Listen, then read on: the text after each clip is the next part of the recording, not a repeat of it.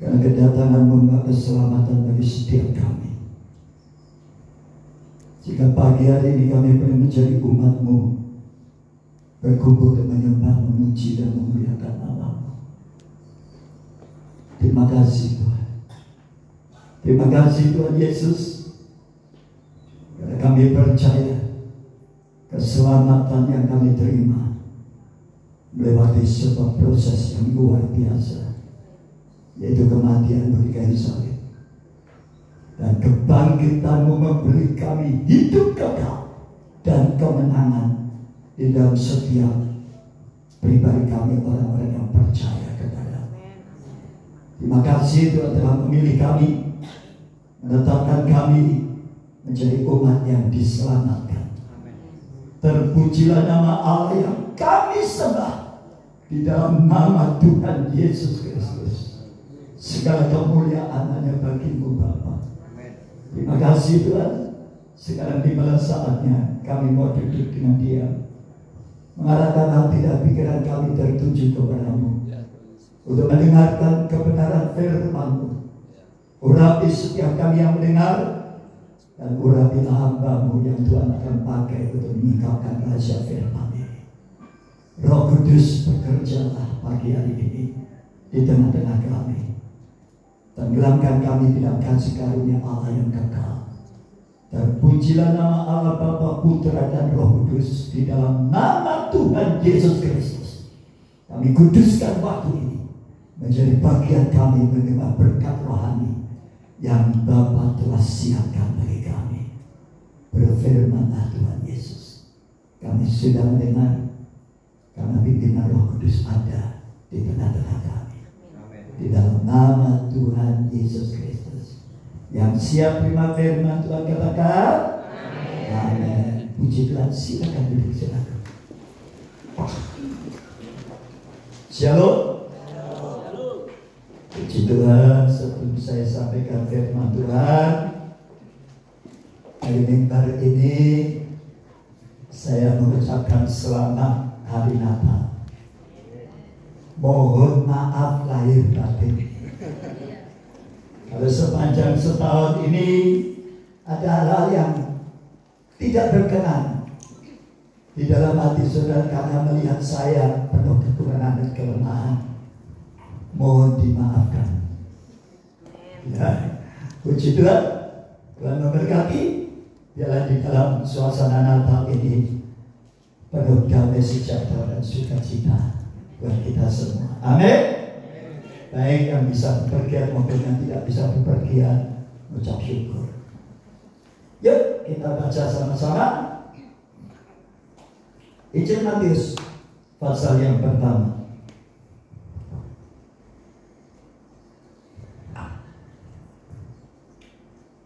Kita baca ayat 18 mulai. Kelahiran Yesus Kristus. Kelahiran Yesus Kristus adalah seperti berikut. Pada waktu Maria ibunya bertunangan dengan Yusuf, ternyata ia mengandung dari Roh Kudus sebelum mereka hidup sebagai suami istri.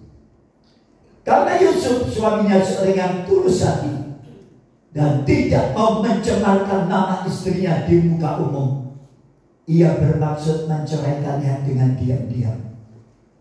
Tetapi ketika ia mempertimbangkan maksud itu, malaikat Tuhan nampak kepadanya dalam sebuah mimpi dan berkata, Yusuf, anak Daud, janganlah takut mengambil Maria sebagai istrimu, sebab anak yang di dalam kandungannya adalah dari Roh Kudus. Ia akan melahirkan seorang anak laki-laki, dan engkau akan menamakan dia Yesus, karena dialah yang menyelamatkan umatnya dari dosa mereka. Hal itu terjadi supaya genaplah yang difirmankan Tuhan oleh Nabi. Sesungguhnya Anda itu akan mengandung dan melahirkan seorang anak, dan dia akan menampakkan Immanuel, yang berarti Allah menyertai kita. Sesudah bangun dari tidur, Yusuf berbuat seperti yang diperintahkan malaikat Tuhan itu kepadanya. Ia mengambil Maria sebagai istrinya, tapi ia tidak bersetubuh dengan dia sampai ia melahirkan anaknya laki-laki, dan Yusuf menamakan dia Yesus. Saudaraku, hari ini orang-orang di seluruh dunia memperingati hari Natal. Amin. Hari yang sangat unik dan sangat bersejarah, karena memperingati seorang anak perawan yang melahirkan seorang anak laki-laki yang namanya Yesus tanpa perbuatan manusia. Pada waktu Yusuf jatuh cinta dengan Maria, Yusuf tahu bahwa ada satu misi yang Tuhan taruh di dalam hidupnya, yaitu supaya melalui dia menikah dengan Maria akan tampil dan lahir seorang juru selamat bagi dunia ini, yaitu Yesus. Dan itu terjadi, saudaraku. Alkitab berkata, saudara, bahwa Maria dan Yusuf tidak bersetubuh, tetapi tiba-tiba dia mengandung. Kalau zaman sekarang kan lain. Mengandung tapi ada yang berbuat tapi tidak bertanggung jawab. Ya toh? Tapi dikatakan Maria mengandung oleh karena kuasa Roh Kudus. Karena Allah punya rencana dalam kehidupan Maria untuk melahirkan sang putra, yaitu juru selamat bagi dunia ini. Saudara dikasih Tuhan, akhirnya Maria melahirkan seorang bayi laki-laki, dan ia menamakan Yesus. Dan Yesus inilah juru selamat dunia yang akan menyelamatkan manusia dari dosa dan kematian kekal. Jadi saudara percaya kalau sudah kalau mati masuk surga? Siapa yang percaya kalau sudah mati masuk surga? Coba angkat tangan. Yang tidak percaya sama angkat tangan. Amin. Lalu saudara, saya juga begitu bersyukur. Tuhan tidak melihat masa lalu saudara brengseknya kayak apa, bejatnya kayak apa, rusaknya kayak apa, saudaraku. Tuhan tidak melihat masa lalu saudara, karena masa lalu saudara dan saya sudah dihapus dan disucikan dengan darah Yesus Kristus. Kalau saya melihat masa lalu saya, wah, rasanya kalau hari ini saya bisa jadi pendeta berdiri di atas mimbar ini dan berdiri di hadapan saudara kita semua. Ini satu hal anugerah yang luar biasa. Amin. Di sini saya merasa kasih Tuhan itu luar biasa, dahsyat. Ya. Dan saya bersyukur kepada saudara. Yesus datang, ada tujuannya. Saya percaya kalau sudah pergi pasti punya tujuan. Amin.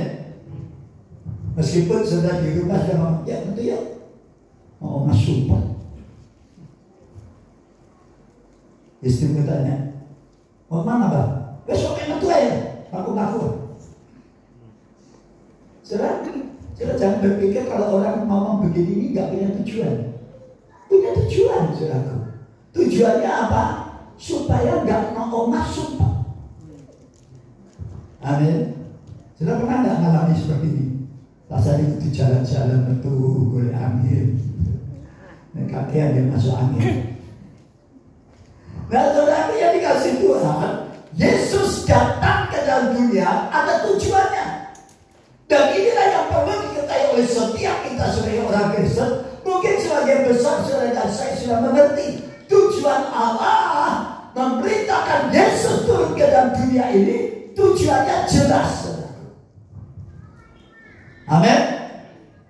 Jadi kalau saudara dan saya hari ini memperingati kedatangan Tuhan Yesus Kristus, Tuhan ingin saudara tahu tujuannya apa sih Tuhan datang ke dunia.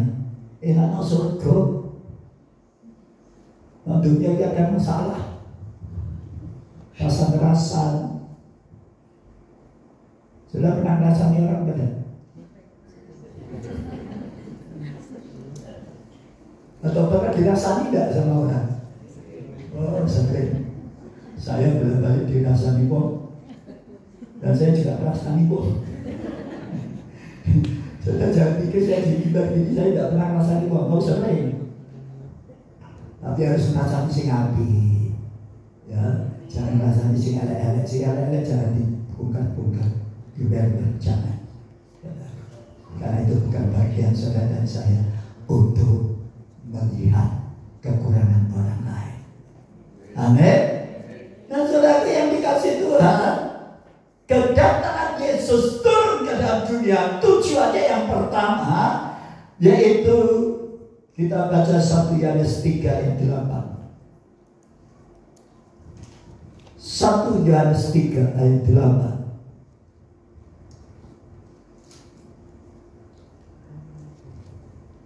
Barang siapa yang tetap berbuat dosa berasal dari iblis, sebab iblis berbuat dosa dari mulanya. Untuk inilah anak Allah menyatakan dirinya, yaitu supaya ia membinasakan perbuatan-perbuatan iblis. Jadi yang pertama, tujuan Yesus turun ke dalam dunia ini, yang pertama ingin membinasakan perbuatan-perbuatan iblis yang menguasai hidup, pikiran, keinginan manusia.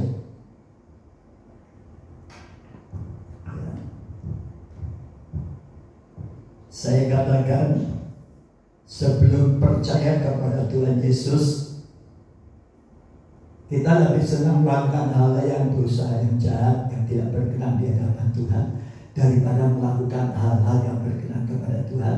Karena apa? Karena di dalam hati dan pikiran kita dikuasai oleh namanya iblis, roh jahat. Saya percaya setiap manusia punya masa lalu yang tidak baik. Betul? Pasti dalam perjalanan hidup saudara ada hal-hal yang tidak baik. Kalau saudara ingat itu saudaraku, rasanya aduh kok iso. Ya. Tapi saya percaya kalau saat ini saudara dan saya ada duduk di tempat ini, saudara dan saya adalah orang-orang yang telah disucikan oleh darah Yesus Kristus dari dosa masa lalu dan dosa yang akan datang. Amin. Itulah sebabnya saudaraku, yang pertama Yesus datang karena dia melihat dunia dikuasai oleh iblis, saudaraku. Ya. Sudah lihat bagaimana Adam, Hawa di Firdaus saja bisa melanggar firman Tuhan. Tuhan sudah ngomong, pohon di dalam taman ini buahnya boleh kamu makan, tapi buah yang ada di tengah taman jangan kamu makan. Kamu sentuh saja, kamu akan mati.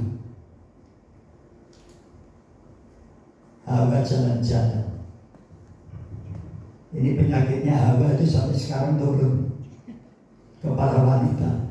Wanita itu paling senang jalan-jalan. Betul? Ya sumpah kan jalan-jalan ke mall. Itu kok harus jalan-jalan. Pada waktu dia sampai di taman, dia lihat buah, saudaraku. Bagus ya. Dia lihat, pegang. Bagus. Iblis ngomong, jiwa, Tuhan ngomong kan, buah di dalam taman ini tidak boleh kamu makan, kecuali buah yang ada di tengah taman ini. Makin dilihat, makin menarik.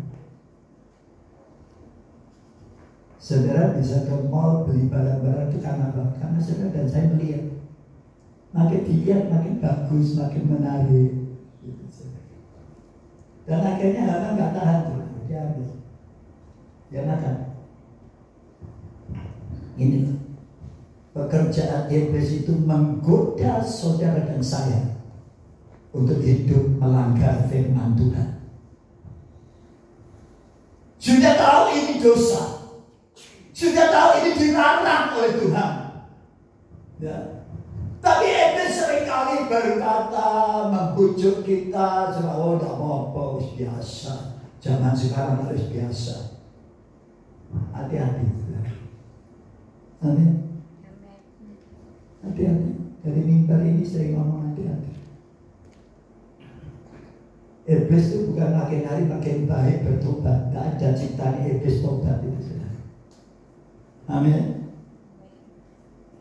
Tapi iblis itu makin hari makin licik dan makin jahat, ya. Dia akan tetap berusaha. Hari ini sudah lolos, hari ini sudah mampu menolak keinginan iblis. Hari ini sudah dan saya mampu, ya, tidak mengikuti keinginan iblis. Bukan berarti iblis akan mundur dari saudara dan saya, iblis akan lari dari saudara dan saya, tetapi dia cari kesempatan yang baik. Di saat saudara dan saya lemah, di situ dia akan hadir untuk mencoba lagi. Dan tujuannya satu, dia ingin menjatuhkan saudara dan saya untuk hidup tidak taat dengan firman. Amin. Untuk itulah Yesus datang dalam dunia. Tidak ada orang yang bisa membebaskan dirinya dari belenggu dan ikatan iblis, dari ikatan dosa. Tidak ada. Saya tidak bisa melepaskan diri saya dari keinginan-keinginan dosa. Pada waktu Roh Kudus belum ada di dalam diri kita, ya, makanya kita happy, ya. Saya berkata kepada saudara dari atas mimbar ini, tidak ada seorang pun yang berkuasa untuk menolak dosa. Tetapi pada waktu saudara dan saya hidup, saudara dan saya dipenuhi dengan Roh Kudus, Roh Kudus akan mengingatkan saudara, yes, ojo, sudah stop. Nah, ini loh, pekerjaan Roh Kudus itu akan mengingatkan saudara dan saya untuk terus bisa berjalan di dalam kehendak Bapa yang sempurna. Amin. Oleh sebab itu saya berkata, saudara kalau mendoakan orang yang dirasuk setan, ya, saudara akan bisa berkata, setan keluar. Tapi setiap hamba Tuhan akan berkata, di dalam nama Tuhan Yesus, setan engkau keluar. Dia akan keluar. Saya sebagai hamba Tuhan seringkali mendoakan orang kerasukan setan berlaku. Orang yang diikat oleh dosa, ya, secara manusia dia tidak bisa membebaskan. Dan saya jujur berlaku, saya tak pernah bisa melepaskan seseorang dari orang yang sedang diikat pikirannya, keinginannya oleh iblis untuk melakukan hal-hal yang jahat sebagai pencuri, ya, suka mencuri orang tuanya, dan macam-macam. Ya, saya tidak bisa mendoakan. Hanya saya berkata, roh yang suka nyuri, kau keluar. Tidak bisa. Tapi roh itu pada waktu dengan nama Yesus, saya berkata, roh itu akan ketakutan dan dia taat, dia akan keluar dari seseorang yang tak doakan. Oleh sebab itu saya percaya pada waktu saudara ingin mendoakan seseorang terlepas dari ikatan iblis yang mengikat hidup mereka di dalam dosa, jangan lupa sebut nama Yesus.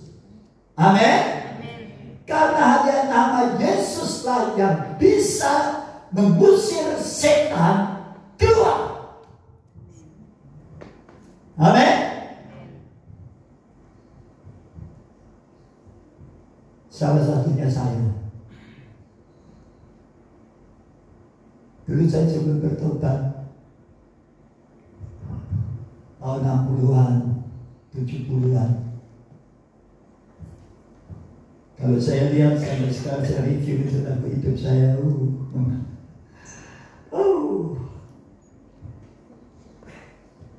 saya isep ganja, mabuk,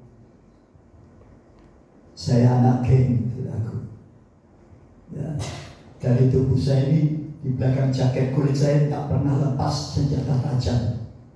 Karena hampir setiap malam kita mesti tawuran sama geng lain. Saya pernah tikam orang, saudaraku. Jujur saya ngomong. Saya masuk seksi 3 dihajar di seksi 3, saudaraku. Saya ngalami. Bagaimana mama saya, oma saya nangis kalau lihat saya, saudaraku. Ya, oma saya sering kali ngomong, hin, kok tobat, totoh, ya. Ojo ngisi-ngisi di waktu mau. Itu mak saya yang sering kali ngomong di depan saya, sampai hari ini saya masih ingat kata-katanya. Kok tobat, toh. Ojo ngisi-ngisi di waktu mau. Saudaraku yang dikasih Tuhan, dosa itu selalu mengakibatkan, di mana mendatangkan hal-hal yang memalukan bagi keluarga. Ya. Mungkin pada waktu dosa itu belum disikapkan, saudara tak merasa kalau dosa itu nanti akan mempermalukan. Ya. Tapi pada waktu dosa itu dikatakan oleh Tuhan, stop, sudah berhenti. Tidak berhenti, Tuhan akan bongkar, dan itu akan mempermalukan namamu dan nama keluargamu. Oleh sebab itu saya himbau dari mimbar ini, sebelum Tuhan singkapkan dan hal itu mempermalukan engkau dan mempermalukan keluargamu, bertobat hari ini. Tapi saya dilihat di sini semua orang kudus. Puji Tuhan. Bukan orang kudus mati juga Jepara, bukan. Orang yang telah disucikan. Siapa yang sadar percaya saudara adalah orang yang telah disucikan oleh Tuhan? Coba katakan. Amin. Saudara, orang yang sudah disucikan oleh Tuhan. Jadi kalau saudara sadar saudara, saya adalah orang yang sudah disucikan Tuhan, bisa tidak jatuh dalam dosa lagi? Bisa. Tapi saudara punya kesempatan. Tuhan ampuni, hari ini aku telah berbuat salah di hadapan-Mu. Saudara dan saya, pada waktu engkau menerima Tuhan Yesus, saat itu saudara dan saya hidup di bawah pengampunan dosa. Amin. Jadi jangan lupa, setiap kali kita berbuat salah, saudara sadar, minta ampun kepada Tuhan, supaya kesalahan saudara dan saya diampuni dan disucikan, dihapus dari perjalanan hidup saudara dan saya. Amin. Dan pada waktu Tuhan melihat saudaraku, oh, grafiknya dosa itu makin menurun. Dan inilah yang Tuhan kehendaki sebelum kita memasuki tahun 2025. Ya, yuk kita bereskan hidup kita di hadapan Tuhan. Ya, supaya memasuki tahun yang baru 2025 sudah adalah orang-orang yang telah dikuduskan oleh Tuhan dan dipersiapkan untuk melakukan hal-hal yang besar untuk kemuliaan Tuhan. Amin. Nah, saudaraku, yang pertama dia datang, ya, ingin membebaskan kita dari belenggu dosa, ya, yang dikerjakan oleh iblis. Ya, iblis kalau masih menguasai mulut lidah seseorang, oh, ngomongnya pedes, ngomongnya suka nyakitkan, ya, kasar. Ya. Kalau saya melihat ada seseorang seperti ini, suamimu kasar, sudah jadi Kristen, sudah pelayanan, sudah melayani, tapi omongannya kosong, saya doakan aja, Tuhan jaga lidahnya, kuduskan, berkati, supaya dari lidah itu akan berubah, kata-katanya akan selalu mendatangkan damai sejahtera, penuh kekudusan dan kebenaran di hadapan Tuhan. Amin. Ayo. Ya. Saudara dan saya adalah orang-orang yang diberi kuasa oleh Tuhan. Apa yang kau ikat di bumi akan terikat di surga. Apa yang kau lepaskan di bumi akan terlepas di surga. Kalau sudah mengikat segala roh-roh yang jahat yang menguasai seseorang di dalam keluargamu, ya, di dalam komunitas, Teman-teman saudara, saudara ikat di dalam nama Tuhan Yesus akan terikat, saudaraku. Dan pada waktu saudara lepaskan dari teman-teman saudara, maka roh itu akan terlepas dari teman-temanmu. Saudara percaya bahwa doamu ada kuasa? Ya, kuasanya itu hanya di dalam nama Tuhan Yesus. Oleh sebab itu dia dikatakan, ya, dia datang untuk membebaskan manusia dari dosa. Kita baca kitab Markus pasal 5.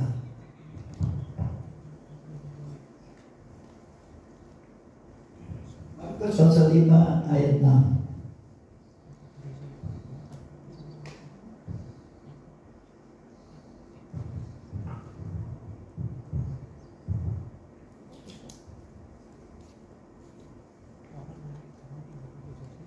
Dan seterusnya dikatakan, ketika ia melihat dari jauh, berlarilah ia mendapatkannya lalu menyembahnya. Ini orang yang dirasuk setan, ya. Ayat 7. Dan dengan keras ia berteriak, apa urusanmu dengan aku, hai Yesus anak Allah yang maha tinggi? Demi Allah jangan siksa aku. Karena sebelumnya Yesus mengatakan kepadanya, hai engkau roh jahat, keluar dari orang ini. Kemudian dia bertanya kepada orang itu, siapa namamu? Jawabnya, namaku Legion, karena kami banyak. Wah, gawat. Ternyata iblis itu kalau masuk di dalam seseorang, gak cuma satu, gowo bolo. Ini loh, ya, adik-adik, ya, roh itu tidak cuma satu, tapi bawa bolo. Ya, bolonya roh gak jujur, roh zina, ya, semua akan menguasai hidup manusia. Ya. Pada waktu ada seorang yang dirasa setan dikatakan, orang itu langsung sujud nyembah Tuhan Yesus. Dia katakan, apa urusan? Jangan usir kami, aku keluar. Ya. Tuhan Yesus bertanya, siapa kamu? Aku Legion, karena kami banyak. Rupanya orang ini dirasuk oleh roh setan, tidak cuma satu, ya, ngamuan, ngentitan, ya, gak jujur, saudaraku, selingkuh. Ya. Biasanya orang yang selingkuh itu gantiannya gak jujur, betul? Pasti omongannya gak jujur, gak jujur di hadapan Tuhan. Makanya firman Tuhan dikatakan, roh itu tidak cuma satu kalau masuk dalam diri seseorang, ya. Tapi dia ngajak bolo, gandengannya. Gandengannya apa? Ya, kalau dulu saya suka mabuk, gandengannya kalau duitnya mana? Ya, kalau tidak ada duit, nengok bibir, nggak ada duit, nengok whisky, nggak punya duit, gelebekan jenakku. Gelisah banget saudaraku. Ya, itu saya pernah alami di tahun 60-an 70-an saudaraku. Ya. Dan saya bersyukur kepada Tuhan kalau saya boleh menjadi hamba Tuhan hari ini. Itu satu anugerah pilihan Tuhan yang sangat luar biasa di dalam hidup saya. Hari ini jujur saudaraku. Ya. Saya yang cuma kepingin minum air putih aja sama teh. Amin. Ya, keinginan-keinginan yang lama sudah disingkirkan dan dijauhkan dari keinginan saya. Saya bersyukur kepada Tuhan. Yang kedua, Yesus datang. Dia ingin membebaskan manusia dari sakit penyakit. Amin. Ya. Itulah sebabnya saya berkata kepada saudara, pada waktu Yesus datang, dia banyak menyembuhkan orang-orang yang sakit. Banyak orang sakit kusta, sakit lumpuh. Ya, Tuhan sembuhkan mereka semua. Ya. Dan saya berkata kepada saudara, yuk pagi hari ini, siapa di antara saudara yang sedang datang ke tempat ini dalam kondisi sakit? Terutama saya, sini sakit, dan saya sudah ngebank hari-hari ini, saudara. Badan saya lemah banget, mudah-mudahan hari-hari ini kondisi saya sudah nggak fit banget, saudaraku. Ya mungkin karena wis tua, ya sudah hampir 80 usia saya. Ya, tapi saya berkata, Yesus Tuhan ajaib. Dia akan memberi aku kekuatan kesehatan. Amin. Saya sama anak saya sudah disiapkan dosis.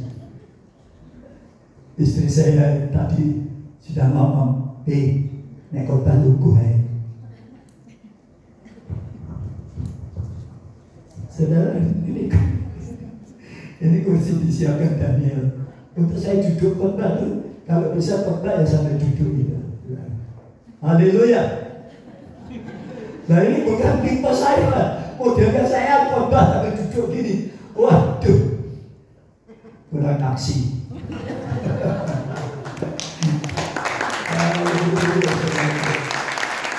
Saya punya Tuhan Yesus kok. Ya, pada waktu saya berdiri, mereka akan topang saya. Amin. Saya pasti bisa menyelesaikan tugas saya untuk menyampaikan firman. Itulah sebabnya Tuhan Yesus dikatakan dialah tabib yang ajaib, karena banyak tabib gak bisa nyembuhin. Orang lumpuh, orang stroke, siapa yang bisa nyembuhin? Hah? Orang stroke. Amin, amin. Ayo. Dokter Siana sudah berapa lama?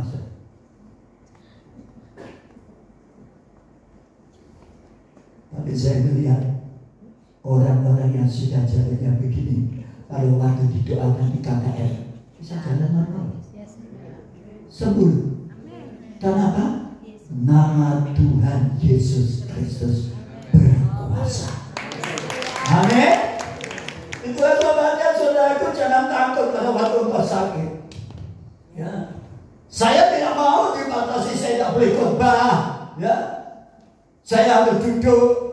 Ya, meskipun kesehatan saya sudah merosot atau bagaimana, telinga saya ini sudah saya dengar di sebelah kanan. Ya, tapi jujur, saya tidak mau dibatasi. Bahkan saya rela kalau saya pas dipanggil Tuhan, pas saat saya khotbah, saya tidak mau saya meninggal dalam kondisi keluar masuk rumah sakit. Tapi saya berdoa kalau Tuhan panggil saya, bila saya pada waktu sedang melakukan kehendak-Mu. Amin. Itulah sebabnya saudaraku, saya percaya saudaraku, Yesus datang, Dia ingin membebaskan. Bukan hanya sekedar rohmu, tetapi tubuhmu juga dibebaskan. Amin. Saya berharap pada waktu sudah saya masuk ke surga dipanggil Tuhan, bukan dalam kondisi stroke, tapi dalam kondisi sehat, disembuhkan oleh Tuhan. Amin.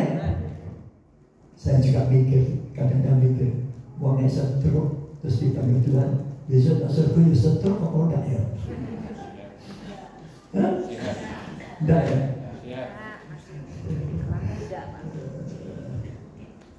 Tapi saya berkata kepada saudara, tubuh, jiwa, dan roh diselamatkan ya, oleh karya Yesus Kristus. Pada waktu Tuhan Yesus datang ke dalam dunia, Dia menyembuhkan orang yang sakit. Dan yang ketiga, saudaraku, Yesus datang untuk memberikan hidup di dalam kelimpahan. Kita baca Yohanes 10 ayat 10.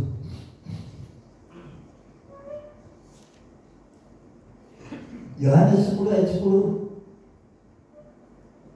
Pencuri datang hanya untuk mencuri dan membunuh dan membinasakan. Aku datang supaya mereka mempunyai hidup dan mempunyai dalam segala kelimpahan. Hari ini, pagi hari ini, saudara doa supaya saudara semua jemaat di sini tahun 2025 semua hidup tidak kelimpahan. Amin. Tidak hidup Senin Kemis. Ya. Oh, tiap hari mikirin belajar di esok. Amin. Ya. Saya berdoa tahun 2025 saudara bebas dari hutang. Amin. Saudara dan saya terbebas dari roh kemiskinan. Karena Yesus datang, Dia datang untuk memberikan hidup di dalam kelimpahan. Dan saya berdoa mulai hari ini, saya berdoa terus supaya sidang jemaat semua dari jemaat di tempat ini tahun 2025 dan sudah mulai hari-hari ini kelimpahan dari Tuhan mulai dilimpahkan atas hidup saudara saya. Tuhan memberkati pekerjaanmu, memberkati engkau berhasil. Amin. Dan engkau dapat menyelesaikan segala bebanmu di tahun 2024 ini karena kasih karunia Tuhan Yesus melimpah di dalam hidupmu. Amin. Pastikan memasuki tahun 2025 ada satu berkat besar yang Tuhan sediakan bagi setiap kita anak-anak Tuhan di tempat ini. Amin. Dengan memberkati. Mari kita berdoa.